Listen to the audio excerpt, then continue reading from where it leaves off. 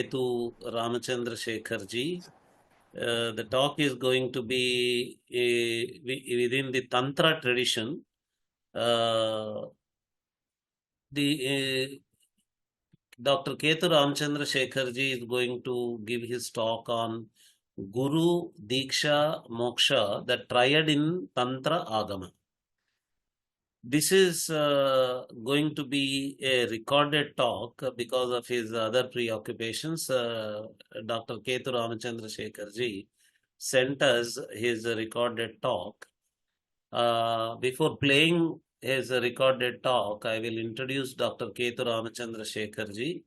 He is the program manager at the Siddhanta Knowledge Foundation. Dr. Ketu Ramachandrasekhar ji has his doctorate in Indian epistemology and is a recipient of Prince of Wales Medal of Outstanding Performance at University of Madras and was fortunate to complete his studies under his Guru, Vidyavachaspati Brahmashri Goda Venkateshwara Shastrigal. He was selected as a fellow for studies in neuroaesthetics and Indian rhetorics by Ministry of Culture, Government of India. He was a part of academic team of scholars across Europe on discussion of Natya texts and a member of Aix-en-Provence University, France academic panel. He is also involved with Sanskrit theatre for the past 28 years and has acted in many plays produced by Samskrita Ranga Foundation by Dr. V. Raghavan. His knowledge in Shaiva Pratyabhijna school is well recognized by scholars of Kashmir Shaivism, and he has been a regular contributor to their journals on the works and contributions of Aachaarya Abhinavagupta. He has attended several national and international conferences. He has several research articles on books to his credit, which includes a detailed study of Abhinaya Darpana of Nandikeshwara, independent commentary on Devi Mahatmya, translation of Majmaul Bahrain of Dara Shiko and others. His advice is also sought in matters relating to Prayoga aspect of Tantra Shastra by established centers of Shakti worship. He owes all his achievements to his Guru, Vidyavachaspati Brahmashri Goda Venkateshwara Shastrigal. I request Srinivas Garu to play the recorded talk by Ketu Ramachandrasekhar.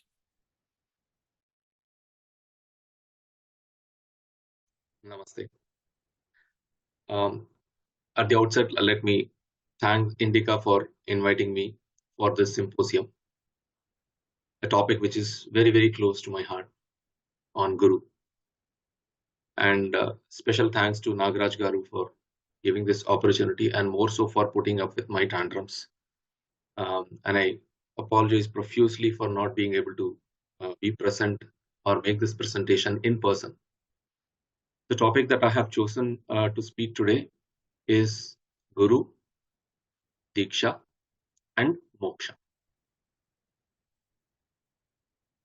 It is very important to know certain differences in the Shaiva Mantra Marga before we venture into the proper talk. So I'd like to quickly take you all through to this. Normally, when we speak of the Shaiva Marga, we can classify it broadly under two sections. I'm using this for more of a practical understanding. There is a Dikshita Marga, or the Marga wherein the initiation is a crucial and the most important aspect. And there is another Marga where initiation is not insisted upon. And under the Diksha Marga, we have three subsets. One is the Ati Marga, the Mantra Marga, and the Shakta Kula Marga. Regarding the Ati Marga, the oldest reference we have is from the Kalamukha text and the Lakula text. The Ganakarika with a commentary, the Ratnatika, and Panchartha Bhashapata Sutra, these are the foundational texts of the Ati Marga Shaiva. When we speak of the Mantra Marga or the Siddhanta Shaiva, as it is popularly known. This became one of the most guiding and a most powerful system which had spread all over India with its various monasteries or the mathas, such as the Godagi Matha, the Amardaka Matha, and others. And they were the Rajagurus for many of the prominent medieval dynasties in Bharatavarsha. So this Mantra Marga or Siddhanta, which we will be speaking in relation to the Trika or the Kaula quite often during the course of the talk. The revealed texts are from the 5 phases of Parameshwara. And the upward facing, the Ishana phase, gives out the 10 Shiva Bhedas and the 18 Rudra Bhedas. They are considered, so these 28 Mula Agamas are considered to be the most authoritative in the Mantra Marga. Whereas the others are attributed to the lower 4 phases, and they are considered to be the non-Saidhantika systems by the Mantra Margins. So the main corpus is the Nishwas Mukha, the Sarvajnanottara, the Poshkara Parameshwaragama, etc. We come to the Kaula, which is now popularly known as the Kashmir Shaivism. This Marga is the Trika Marga, and they have for their scriptural authorities texts like the Siddha Yogishwari Mata, which is nothing but the Marali Vijayotara Tantra, the Rudrayamala, the Kularnava, Jnanarnava, Swachhanda, the Netra Tantra, and others. This is purely monoist. That is the Paramadvaita Vada. This is expounded, and whereas the Mantra Margins were Shiva Vishtadvaita Margins. So let's get into the main topic. So what is Diksha? Why is Diksha indispensable in the Mantra Marga as well as in the Kaulatrika? The man is separated from the ground of his being. He is ignorant of his real nature, the real nature of his true self, and therefore of his relationship with the reality. And all this imperfection and suffering is attributed to his ignorance in the system.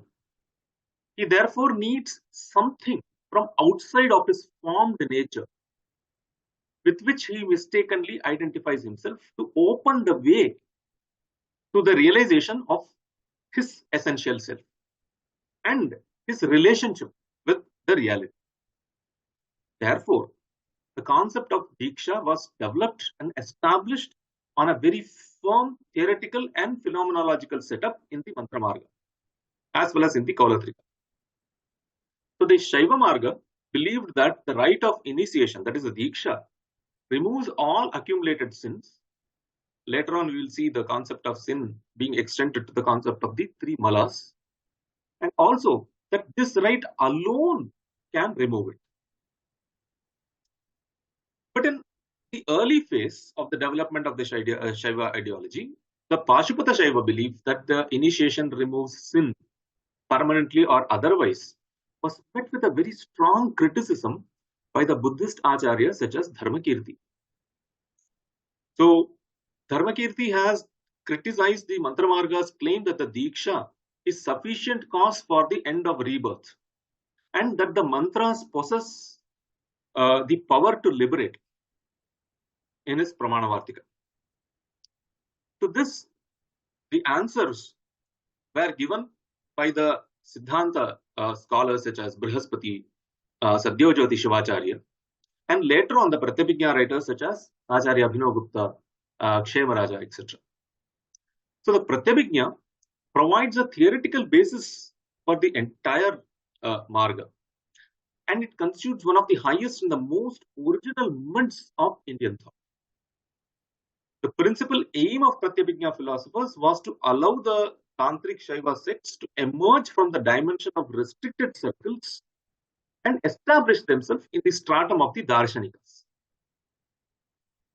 So the Shaiva tradition posits that only Shaiva Diksha, coupled with the post-initiatory practices, sadhana, prescribed in the Mantra Marga, can ensure liberation at the moment of death or earlier.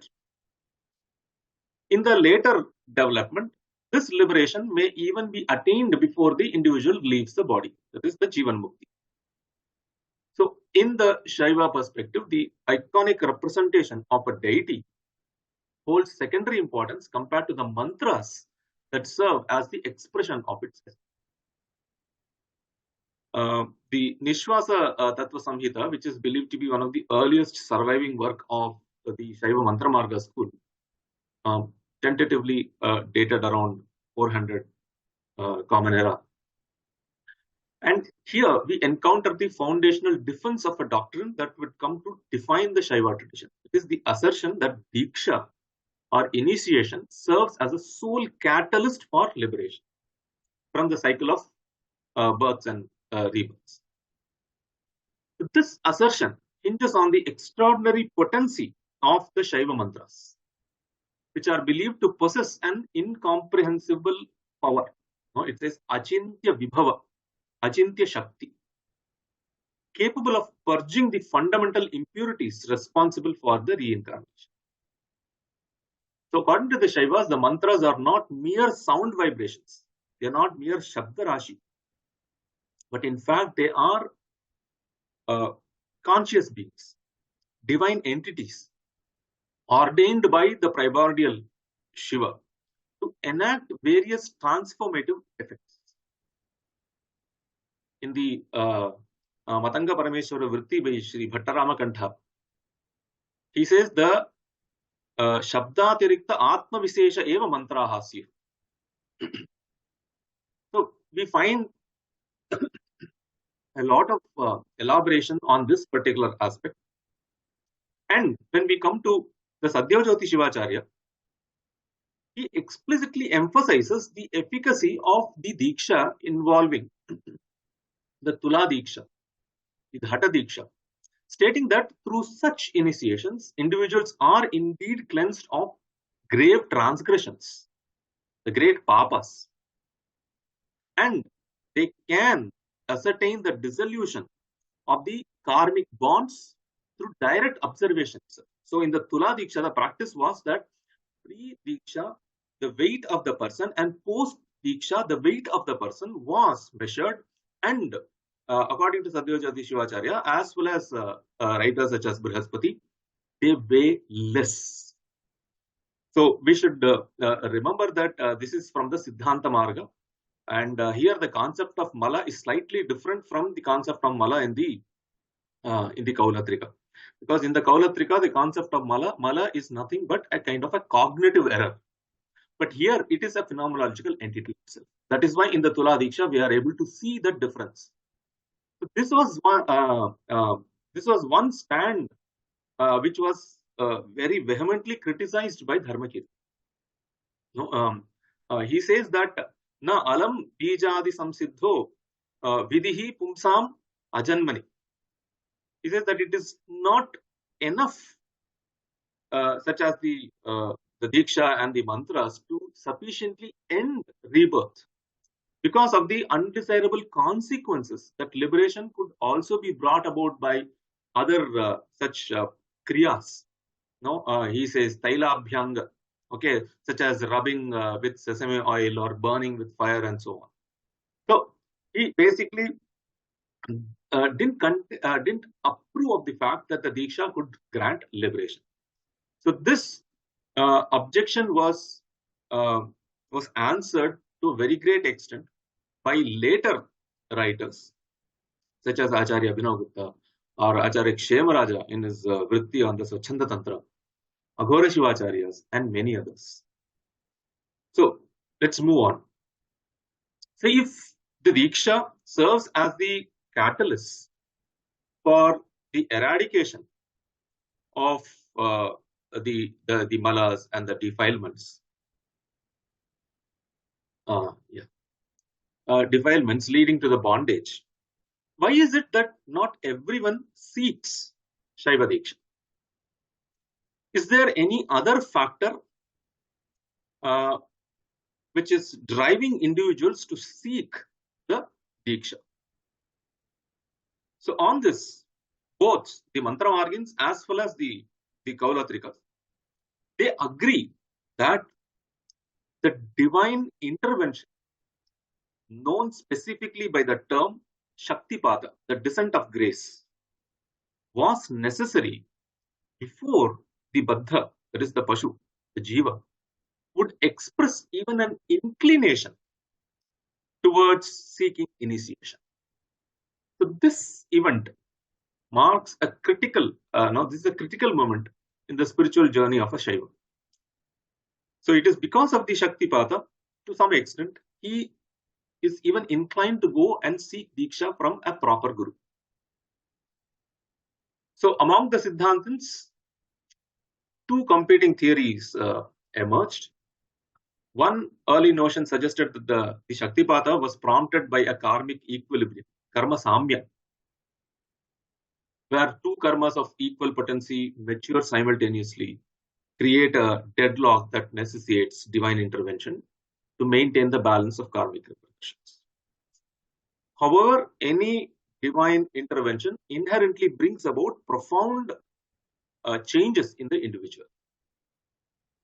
The later Mantramargins, such as the Sadyajyoti Sivacharya, proposed the theory of the Mala Paripaka, positing that the malas ripen over time, making them fit for removal. And it is there that the Shaktipada takes place.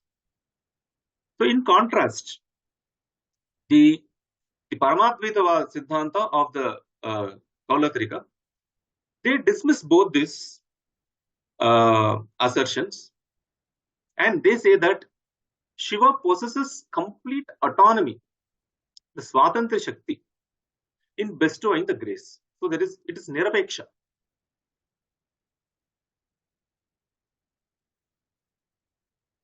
So next comes another important question. If Bhairava or Shiva's creation is intrinsically pure, certain early Kaula scriptures such as the Bhairava Mangala maintain the notion that the Diksha materially purifies the initiate. But the later text reconceptualizes initiation as a purely mental process, because for them the malas are cognitive errors. So in this view, the initiation is not seen an action aimed at dissolving any material impurities, but rather the removal of the epistemic ignorance.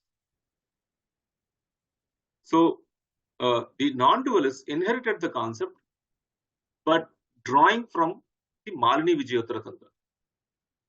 They reinterpreted these malas as manifestation of ignorance itself.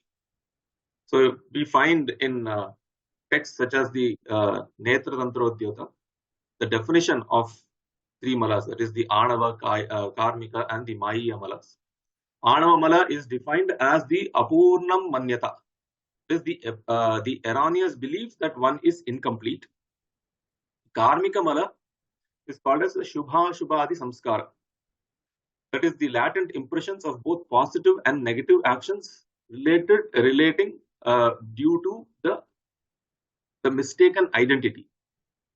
And the Maya mala is Bhinnavedya Pratha, the appearance of diverse objects of perception in the unitary consciousness. So let's look at the process of moksha. Normally what happens is the jiva, after the Shaktipada takes place, becomes inclined towards Diksha. Now there are three possibilities here. After the Shakti Sambandha has taken place, there are three possibilities. One is immediately the ajnana is removed and he attains the moksha. So this is the case wherein the Shaktipata is Tivrati Tivra Shaktipata, because there are levels of Shaktipata. So when the highly intense Shaktipata takes place, it leads to Sadhya Mukti, Jivan Mukti. The second option is, after the Diksha, the Ajnana becomes to loosen and leading to practices, resulting in the realization while being alive, that is Jivan Mukti.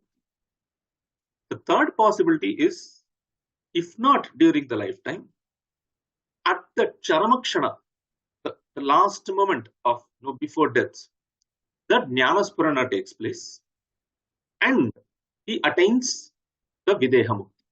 So these are the three possibilities, but Mukti is guaranteed for a person who has undergone Diksha and who follows the post-initiatory practices. So, yeah. Coming to Aachaarya Abhinavagupta, he initiates a kind of a heuristic evaluation in the opening section of his Tantrasara. He posits that the knowledge is the catalyst for liberation because it stands in opposition to ignorance, which is the root cause of the bondage. And ignorance manifests in two forms. One, residing in the intellect, that is the buddhigata, and the other, which is inherent in the individuality itself, that is the paurusha ajnana. The former, that is the buddhigata ajnana, entails non-ascertainment, that is the doubt, or incorrect ascertainment, error. Whereas the paurusha ajnana involves individualized differential cognition, that is the vikalpa subhava, leading to the cycle of the samsara chakra. And Diksha eliminates this paurusha ajnana, although it cannot be felt in the presence of the bauddhika ajnana, which is removed at the time of death in the case. So there is an objection raised against this, that Ishvara would suffer from the fault of bias in this case, which is the bias which is inherent in the descent of grace or the Shaktipata, being solely attributed to his free will, as the Kaulatrika claim. So Kshemaraja addresses this concern by highlighting the absence of any bias, any divine bias, within a non-dualistic framework. Here, there is no differentiation between a favorable or a punitive entity. So he says, idam atra tattvam. And he goes on to explain this in the Swachhanda Tantra's Bhashya. So in this perspective, the causation within the realm of transmigration is considered to be an apparent phenomena which is orchestrated by Shiva out of his free will, Swatantriya. And Aachaarya Abhinavagupta distinguishes between the two types of the causal relationship. It is the absolute or non-artificial causal relationship, it is the Paramarthika, and an artificial causal relation, which is the Kalpita. In the absolute causal relation, Shiva stands as the sole existing cause and the agent. And the true agency or the kartritva can only stem from the autonomy, which is the swatantriya. And according to Aachaarya Abhinavagupta, even in cases like that of a potter crafting the pots, Shiva remains the underlying agent. Therefore, hence, the liberation is not truly caused by any factors which is suggested by the Saidhantika mantra margins. Rather, it emanates from the same absolute cause as everything else, which is the Swatantriya Shakti, the will of Shiva.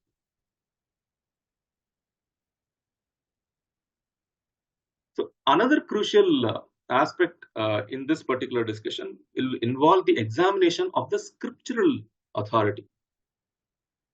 In the early Shaiva Tantras, the notable scriptures such as the Mantra Pitha and the Vidya Pitha emerged, comprising the diverse collections of teachings. Aachaarya Abhinavagupta meticulously scrutinized these frameworks of authority within these Shaiva scriptural canons. His comprehensive analysis of the doctrinal and the ritual systems contained in these scriptures is featured in his magnum opus, that is the Tantragama. He draws from various divisions of the Tantragama, such as the Kalikula, the Kaula, the Yamala, the Dakshina, the Siddhanta, and he aimed to establish a position for the Trika tradition that not only exalted it as a supreme revelation, but also demonstrated its pervasive and validating influence over others. To explore the function of scriptural revelation in relation to the religious teachers within the context of the Shaiva Tantras, let's initially examine the perspectives of the Mimamsakas and a contrasting model found in the Puranas. So by outlining these two major paradigms of scriptural authorship and transmission, the broader Indian context, we can establish the foundational framework for comprehending how the Shaiva Tantras portray the process of revelation. So the Mimamsakas offer a perspective on revelation that significantly downplays and shifts focus away from individual religious teachers.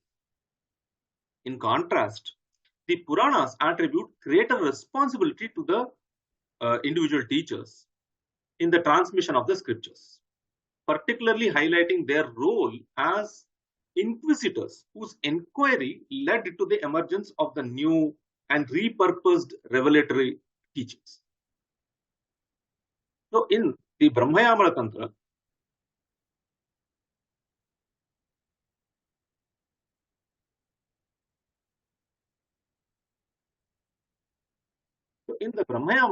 one of the earliest scriptures of the Vidyapita, the gurus are portrayed as the pivotal figures in the process of revelation.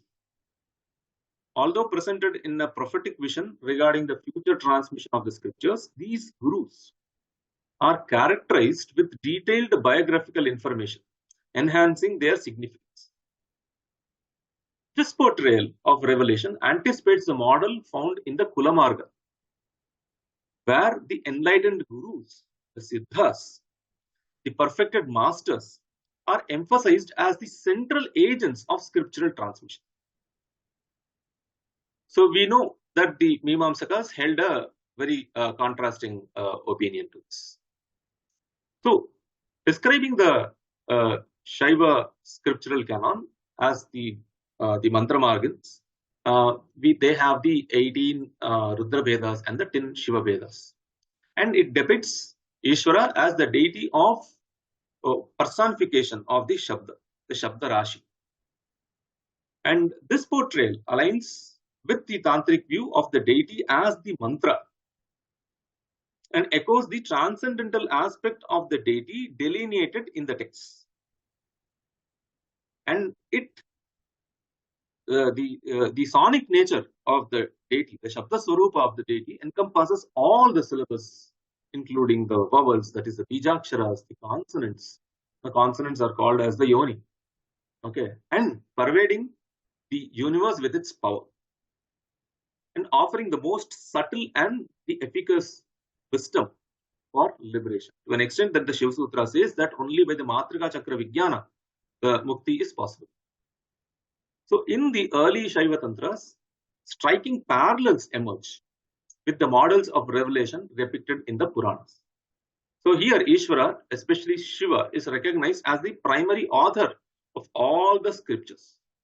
The original revelation, expansive in scope, necessitates successive transmissions before it reaches the human recipient.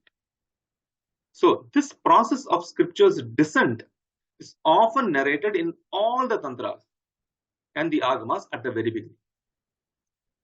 And this mediation is justified by the factors such as the drawbacks in the age of Kali, and the inherent limitations of human comprehension, etc. So in the Kirana Tantra, there is an interesting inquiry or a conversation between Garuda and Shiva. This dialogue, in response to Garuda's query about the descent of the Tantras, Shiva elucidates how the unitary scriptural wisdom diversifies into the various Tantras and the Agamas. These were then transmitted to the 10 Shivadas, so Shiva Vedas, and the 18 Rudras, the Rudra Vedas, specially designed as the recipients and the teachers of each of the Tantra. Garuda's curiosity regarding the subdivision of the scriptures based on the recipient's mental capacities underscores the fundamental position of the scriptural descent. That is, its source lies in an extremely subtle and pre-discursive resonance, which is nada, beyond human intellect, emanating from the transcendental form of Shiva. So the distinguishing feature of the Mantra Marga as well as the Kaula Shaivism is its centralization of accomplished siddhas, the adepts, the masters, in the process of the scriptural transmission, which results in a unique person-centered model of revelation. This emphasis on siddhas is exemplified in the earliest text of the Kubjika Mata of the Paschimamaya.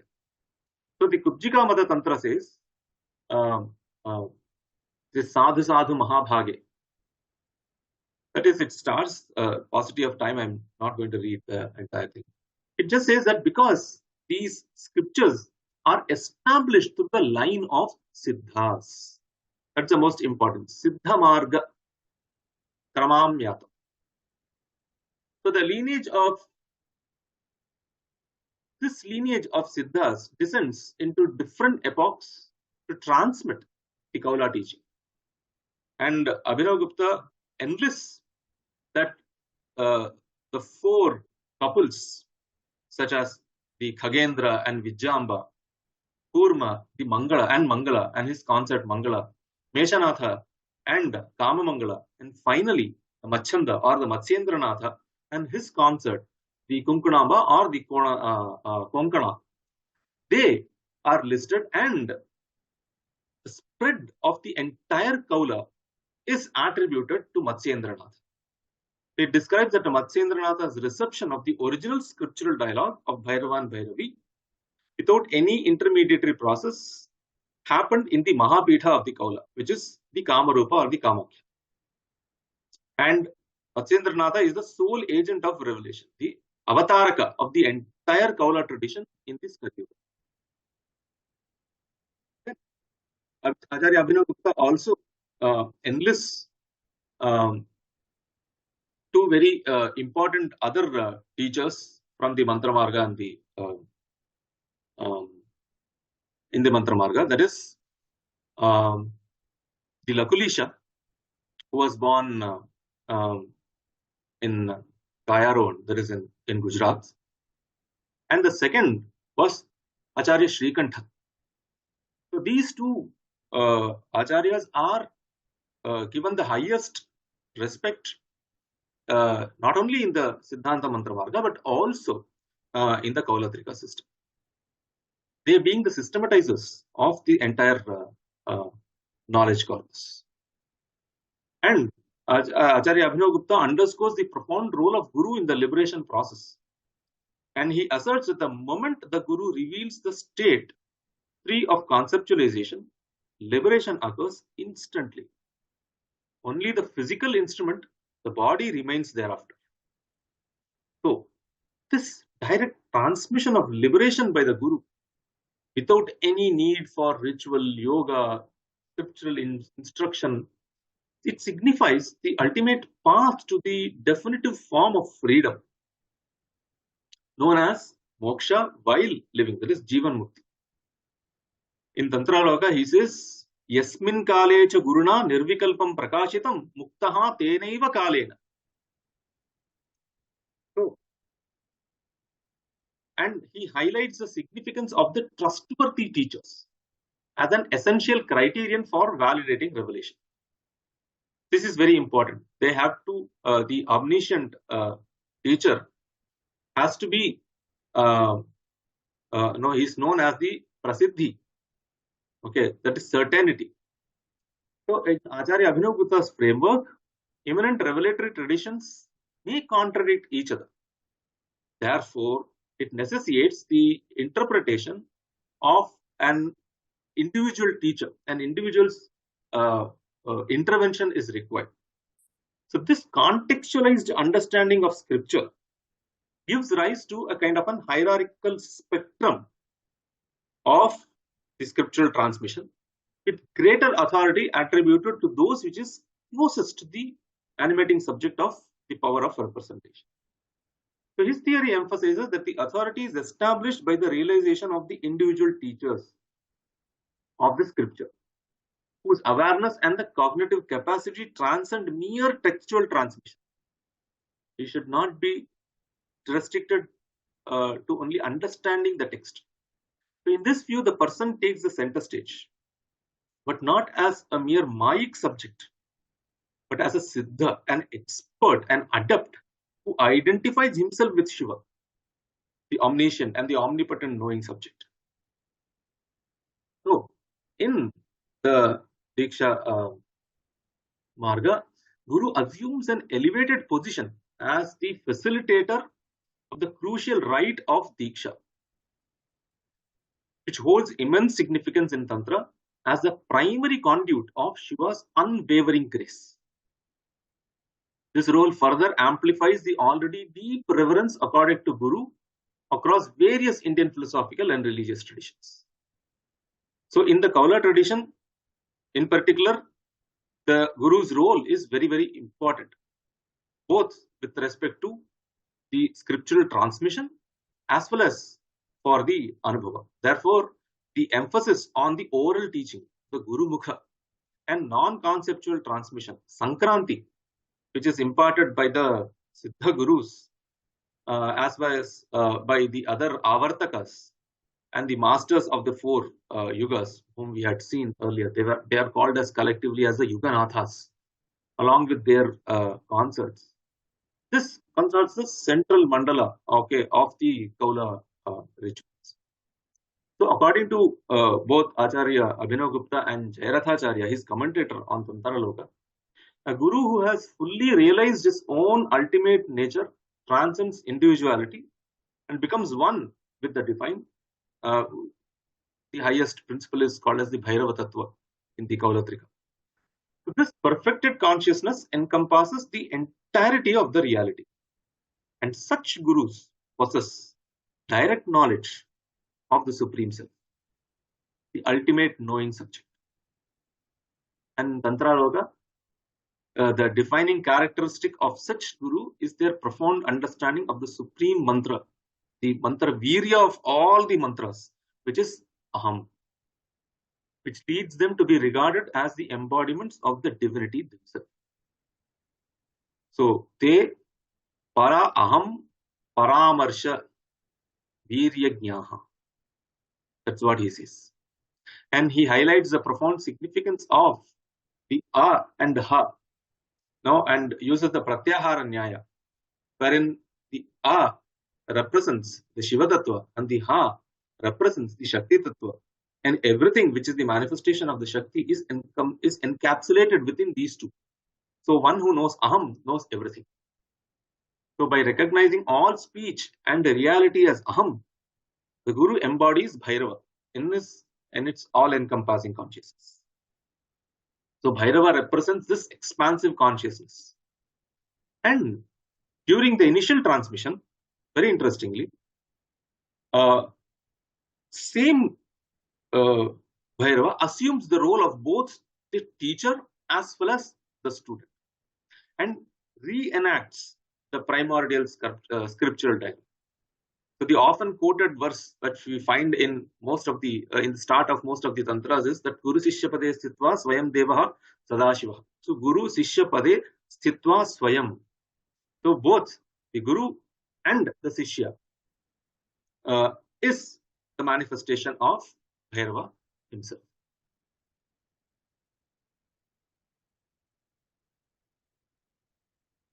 So, drawing to the conclusion. So, as the individuals progress within the Shaiva tradition, transitioning from one to the other is also accepted. So, each new threshold of revelation necessitates its own initiation. So, multiple Dikshas were recognized, wherein the initiatory gurus guides the disciples through the various stages of awakening. Aachaarya Abhinavagupta even makes a list of the 5 stages. He says, Siddhante Dikshitaha Tantre, Dasashtadarsha Vedini, Bhairaviye Chatushashto, Tan Prasoon Dikshaye Trike, and then Siddha Viravadi Sare, Bhairaviye Kulepicha, Panchadiksha Samaropita Diksha Anuttara Sanhita. So Anuttara Dikshita can be given only when he has undergone the previous 5 stages of Diksha. And this progression of Diksha within the Bhairava Tantras culminates in the Anuttara Diksha. This final initiation is designated as the pinnacle, is granted only after the previous initiations have been received. So through this elaborate process, the Baddha Jivas, the Pashus, are guided towards the higher states of realization, ultimately attaining the highest form of liberation.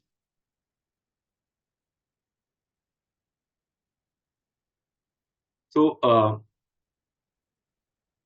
in the Kavala Marga, the Guru assumes the heightened significance due to his key role in transmitting the revelatory teachings. This added prestige is underscored by the Guru's ability to replace the ritual, the Diksha, through the spontaneous movements of their empowered presence alone. So there are Dikshas where staying in the mere presence of the Guru is sufficient. Mere glance is sufficient. Mere touch, sparsha, is sufficient.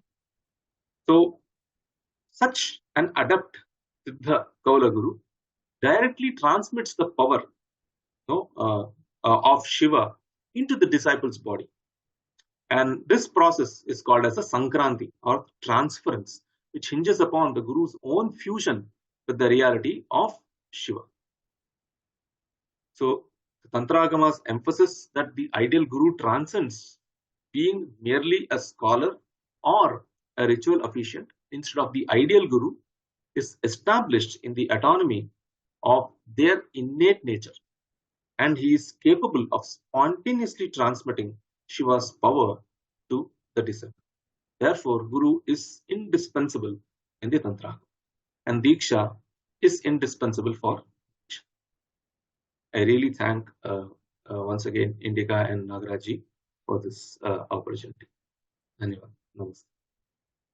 This was a recorded talk by Ramachandrasekhar ji. So if there are any questions, I will share the email ID of Ramachandrasekhar ji and his phone number. The audience may direct contact Ramachandrasekhar ji with their questions. So Swastik Banerjee had a question about the book quoted by Ramachandrasekhar ji, the book by Dharmakirti. I will connect Swastik Banerjee with Ramachandrasekhar. He will be having an opportunity to directly converse with Ketu Ramachandrasekhar ji. So Swastik, I will directly connect you with the paper presenter, the talk giver. You will be able to put questions to him. If there are any other questions, please type in the questions in the question and answer box. We will directly communicate them to the talk givers, and they will be able to answer your questions.